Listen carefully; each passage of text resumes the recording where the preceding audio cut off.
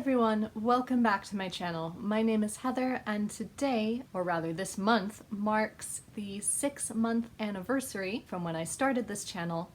So I thought I would reintroduce myself to all of you lovely subscribers, especially if you are new. And I thought I would do that with 25 bookish facts about me. Fact number 1 is that I have always been interested in books. And this is documented by this photo of me at under a year old investigating my parents' shelves. Even then, I could not resist a bookcase. Number 2, my mother is in fact a reference librarian. Although my parents are both readers, and I'd like to think that they always would be readers no matter what they chose to do as a profession.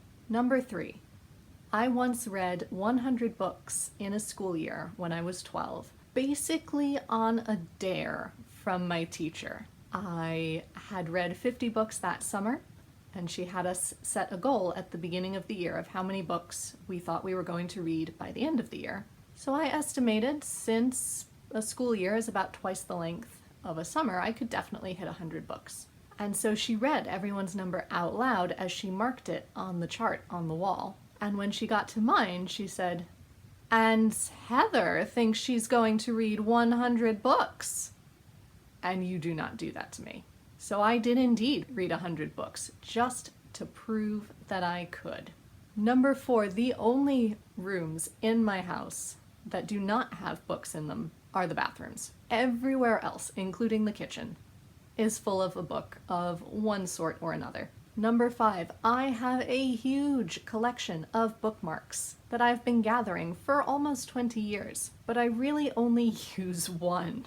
This bookmark has been my constant companion since high school, which is why the embroidery is rather grayer than it used to be, but I quite like it.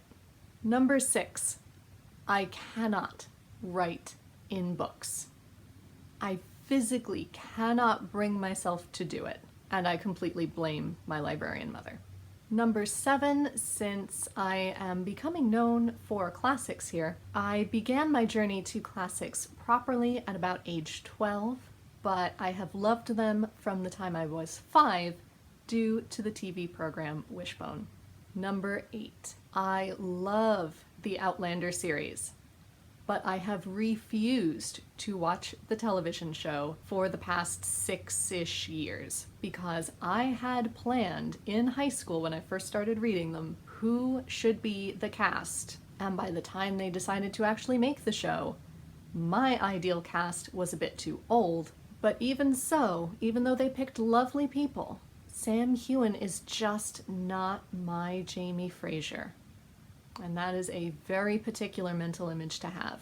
Number 9, if I know that a film is also a book, I almost always read the book first. The only notable exceptions are when I don't know that a film is also a book, and I find out during the credits and am horrified and immediately go off to find the book. Number 10, I live in a small town in New England that is lucky enough to host 4 independent bookstores. Number 11, I trained to be an English teacher before I trained to become a Spanish teacher. However, since I am dual certified, I managed to land a job as a Spanish teacher first. So here I am. Number 12, I have kept a book journal in this journal here since I was 20 years old. And I actually started it when I was living in Spain. There it is, just with the name of the book that I read, and when I completed it, and when I began it, and the author. And I thought it would be fun to see how old I am when I actually finish this journal, when I run out of space. And I think I'm going to be pretty old because I am nearly 30. I will turn 30 this year, and I'm only this far in. I still have this many empty pages. Number 13, I mainly listen to audiobooks as a sleep aid. So therefore, I have a really hard time trying to listen to audiobooks during a commute because I am terrified that I will fall asleep as I'm driving.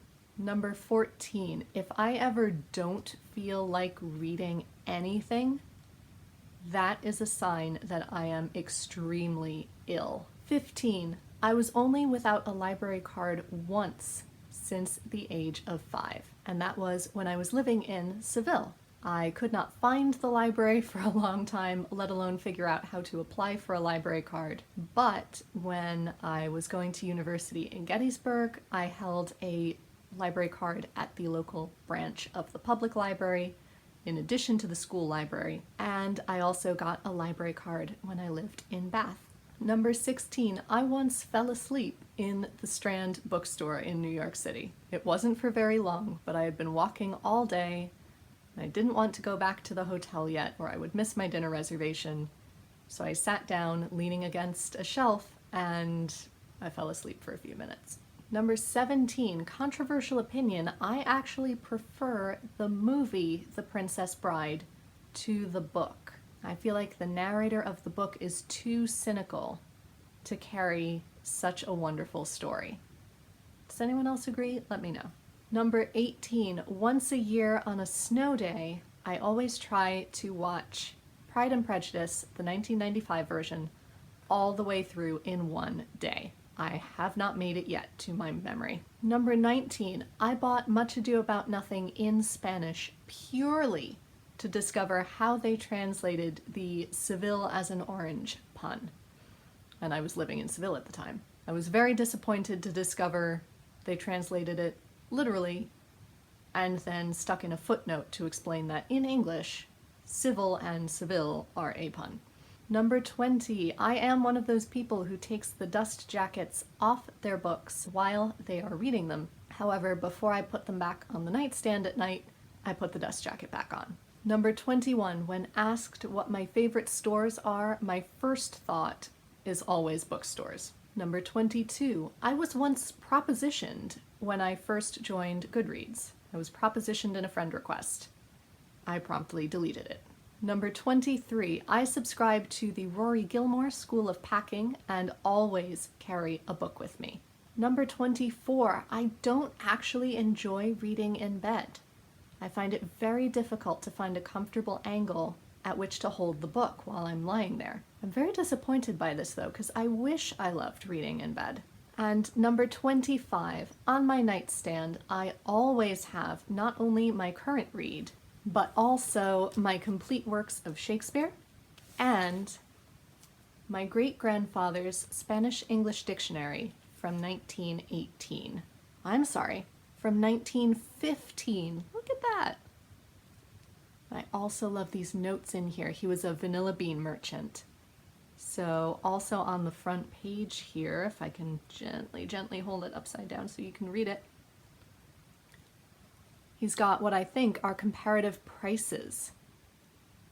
So in 1913 to 14, something was 72 cents, I believe the price of vanilla beans. In 1912 to 13, it was 62 cents. From 1911 to 12, it was 56 cents. And I love having this little connection to him, even though we never met. So there you have it. 25, I hope, interesting facts about me as a reader. Let me know down below if you have any questions about anything that I said, any suggestions for how to make reading in bed more comfortable, or indeed any other recommendations and chat you would love to have. I always love to hear from you. Until next time, be safe, be well, and happy reading. Bye everyone.